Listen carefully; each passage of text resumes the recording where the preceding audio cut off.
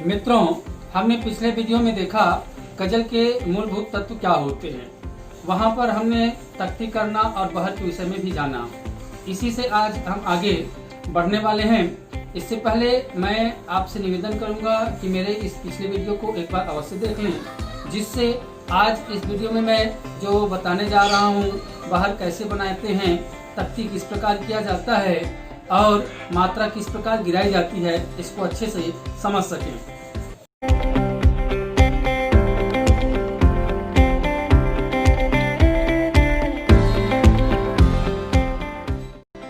मित्रों, मैं रमेश चौहान आपके इस अपने चैनल पर हार्दिक स्वागत करता हूं। तो आइए आज शुरू करते हैं बहर और मात्रा गिराने के नियम तथा तख्ती करने के नियम के संबंध में। गजल के इस दूसरे भाग में हम बहर तख्ती करना समझेंगे। बहर को जानने के लिए आवश्यक है कि हम रुकन और अरकान को जानें, जिसे हम पिछले वीडियो में देख चुके हैं। इसे मैं संक्षेप में आपको याद दिलाना चाहूँगा कि रुकन जो है, जिस प्रकार हिंदी क्षण शास्त्र में गण होता है यमाता राज भान सलगा, उसी प्रकार से उर्दू साहित्य में लाम और गाफ के एक निश्चित समूह या क्रम को रुकन कहते हैं। और रुकन को ही बहुवचन में या इनके समूहों को अरकान कहा जाता है। और इसी से हम जो है बहर का निर्माण करते हैं। रुकनों की निश्चित पुनरावृत्ति से बनने वाले क्रम को ही हम बहर कहते हैं। अब हम देखते हैं कि बहर का नामकरण कैसे किया जाता है।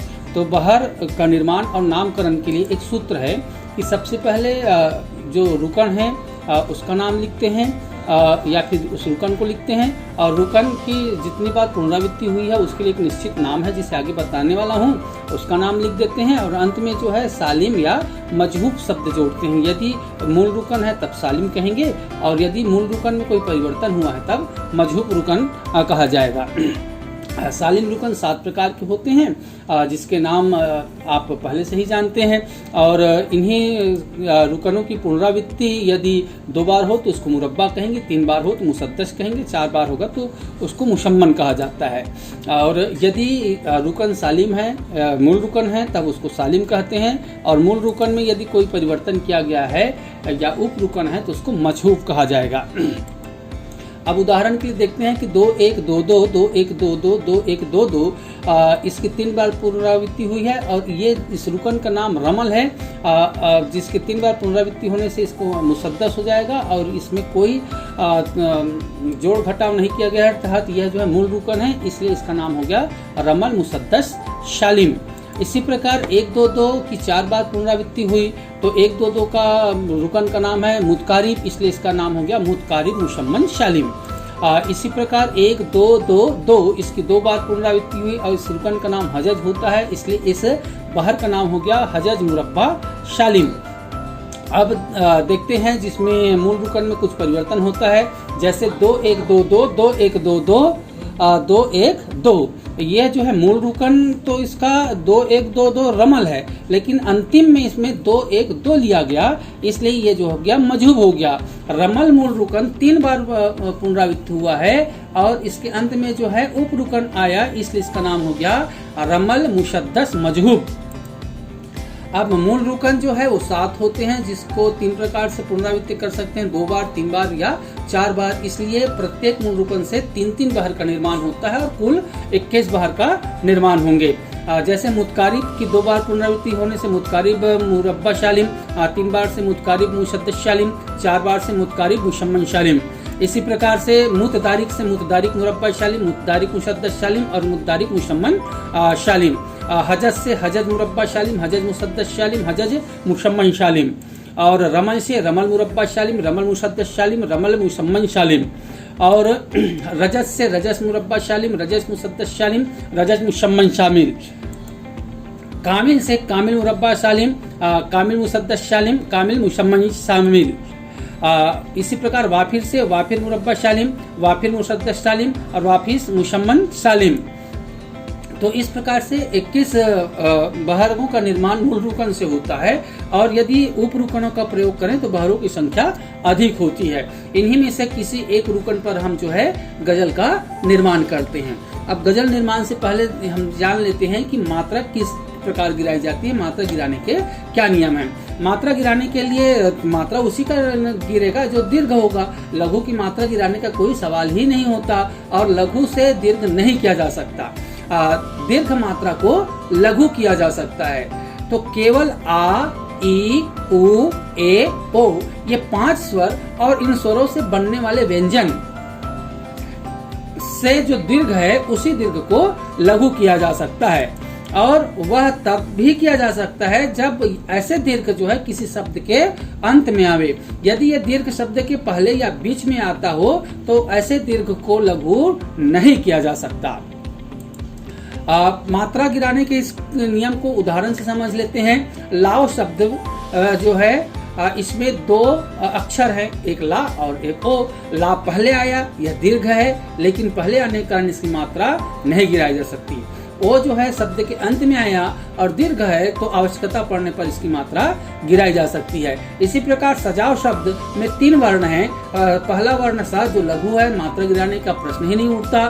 दूसरा जा दीर्घ है लेकिन बीच में आया इसलिए इसकी मात्रा नहीं गिराई जा सकती और ओ अंत में आया इसलिए इसकी मात्रा गिराई जा सकती है। इसी प्रकार खाओगे शब्द को देखें जिसमें 3 वर्ण हैं। खा पहला वर्ण, ओ दूसरा वर्ण, गे तीसरा वर्ण। खा जो है पहले आया इसलिए इसकी मात्रा नहीं गिरेगी, ओ बीच में आया इसलिए इसकी मात्रा नहीं गिरेगी, अंत में आने वाले गे का जो है मात्रा गिराया जा सकता है। अब इसके कुछ अपवाद हैं, इस अपवाद को भी ध्यान में रखना आवश्यक है। जैसे ए और इसके व्यंजन की मात्रा गिराने का नियम नहीं है, किंतु 2 ऐसे शब्द हैं जिसमें ए की मात्रा गिराई जा सकती है। वे शब्द हैं मैं और है। जब भी मैं और है को लघु करने की आवश्यकता हो तो इसको लघु किया जा सकता है। इसी प्रकार स्थान के संबंध में भी अपवाद है कि शब्द के प्रारंभ में और मध्य में कोई दीर्घ आता है तो उसको लघु नहीं किया जाता, किंतु 3 ऐसे शब्द हैं जिसके पहले के वर्ण को पहले आने वाले को भी जो है लघु कर लेते हैं। ये 3 शब्द है कोई, मेरा और तेरा। कोई के को भी लघु किया जा सकता है, ई को भी लघु किया जा सकता है, मेरा के मे को भी लघु किया जा सकता है, रा को भी लघु किया जा सकता है, तेरा के ते को भी लघु किया जा सकता है, रा को भी लघु किया जा सकता है। अब हम देखते हैं तख्ती करना। गजल के मिसरे में गाफ और लाम को क्रमवार लिखते हुए रुकन को निर्धारित करना और रुकनों की पुनरावृत्ति से बहर का निर्धारण करना ही तख्ती कहलाता है। अब हम तख्ती करना उदाहरण से समझते हैं। इसके लिए सबसे पहले हम देखते हैं दुष्यंत कुमार जी का ये शेर। कैसे मंजर सामने आने लगे हैं, गाते गाते लोग चिल्लाने लगे हैं। इसमें कैसे मंजर, इसका यदि तख्ती करें तो ये 2 2 2 2 2 होगा, लेकिन सामने आ इसका तख्ती करते हैं तो 2 1 2 2 होता है और ने लगे इसका तख्ती करने पर 2 1 2 2 होता है। अब लौट के आप फिर से देखें कैसे मंजर, जिसका मूल तख्ती जो है 2 2 2 2 है, लेकिन बाकी में 2 1 2 2 आया तो मूल रुकन 1 2 2 हो गया। इसी मूल रुकन में बैठने के लिए कैसे मंजर के से जो कैसे के अंत में आया है उसकी मात्रा को गिराकर 1 कर दिया गया, इसलिए कैसे मंजर का तख्ती 2 1 2 2 होगा। ठीक इसी प्रकार गाते गाते लोग चिल्लाने लगे हैं। यहाँ पे गाते गाते में पहले गाते की जो ते है, जो शब्द के अंत में आया है, उस ते की मात्रा को गिराकर इसके जो है रुकन 2 1 2 2 में बिठाया गया है। इसी प्रकार से हम और उदाहरण देख सकते हैं। अब तो इस तालाब का पानी बदल दो, ये कमल के फूल कुम्हलाने लगे हैं। यहाँ पे अब तो इस ता, इसमें 2 जो तो की मात्रा को गिराने पर 1 और इस का 2 और ता का 2। इस प्रकार इसमें 1 2 2 रुकन पे है। बाकी जो है लाभ का पा आसानी से 2 1 2 2 देख सकते हैं। नी बदल दो 2 1 2 2, ये कमल के 2 1 2 2, फूल कुमला 2 1 2 2, ने लगे हैं 2 1 2 2। और अभ्यास के लिए देख सकते हैं एक कब्रिस्तान में घर मिल रहा है जिसमें तहखानों से तहखाने लगे हैं। यहाँ पर भी इसके तख्ती आसानी से की जा सकती है। 1 कब्रिस 1 2 2 2 1 2 2, तान में घर 2 1 2 2 मिल रहा है 2 1 2 2, जिसमें तहखा यहाँ की में जो है मात्रा गिराई गई है। और ध्यान रखिए में शब्द में वर्ण जो है, में दीर्घ जो है जिसमें शब्द के अंत में आया है, इसलिए इसकी मात्रा गिराई गई है।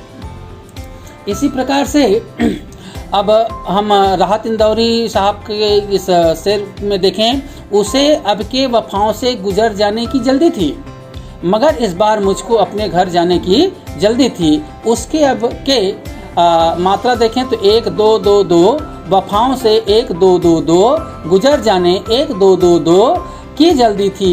यहाँ की मात्रा गिराने पर 1 2 2 2। इसी प्रकार मगर इस बार 1 2 2 2, र मुझको आप 1 2 2 2 2, ने घर जाने ने की मात्रा गिराई गई, इसलिए 1 2 2 2 2 की जल्दी थी। की मात्रा गिराने पर 1 2 2 2 2 ये बाहर में बैठता है। इसी प्रकार आप वो शाखाओं से जुदा होते हुए पत्ते पे हंसते थे, बड़े जिंदा नजर थे जिनको मर जाने की जल्दी थी। यहाँ पे भी देख लें, ओ में मात्रा गिराने पर ये रुकन 1 2 2 2 में बैठा। इसी प्रकार इसके अंत में पे में मात्रा गिराया गया और दूसरे मिसरे के को और की मात्रा गिराई गई है। इस प्रकार मात्रा गिराते हुए जो है तख्ती किया गया है। तो इस प्रकार से आप भी तख्ती का अभ्यास कर सकते हैं। अब देखते हैं गजल लिखना शुरू कैसे करें। सबसे पहले मन में एक भाव सहेजें जिस पर हमको गजल लिखनी है, और उस भाव को क्या करें, एक शब्द दें और इन शब्दों को गजल के खांचे में निश्चित रूप से बिठा लें। और ध्यान रखें कि ऐसे करते हुए हम रदीफ का, काफिया का और बहर का निश्चित रूप से पालन कर रहे हों। क्योंकि अभ्यासी गुरु है, आप जितना अधिक से अधिक अभ्यास करेंगे आप उसमें दक्ष हो सकते हैं। इसलिए अपनी पंक्तियों का तख्ती करें और यह देखें कि बाहर से भटकाव तो नहीं हो रहा है, आपकी पंक्तियों में रदीफ और काफिया का पालन हो रहा है कि नहीं हो रहा है, इसको जांचते चलें। मैं मानता हूँ कि सतत अभ्यास से आप सिद्धहस्त हो सकते हैं, इसलिए अभ्यास करते रहिए, अभ्यास से भी आप अच्छे से सीख सकते हैं। आशा ही नहीं विश्वास है कि आज के इस वीडियो और इसके पिछले वीडियो, दोनों वीडियो के आधार पर आप गजल के मूलभूत तत्वों, बहर बनाना, तख्ती करना अच्छे से सीखे होंगे। अब आवश्यकता है आपके अभ्यास की, आप अभ्यास करें और एक अच्छे गजल लिखें। इसी शुभकामना के साथ मैं आपसे विदा चाहता हूँ। नमस्कार।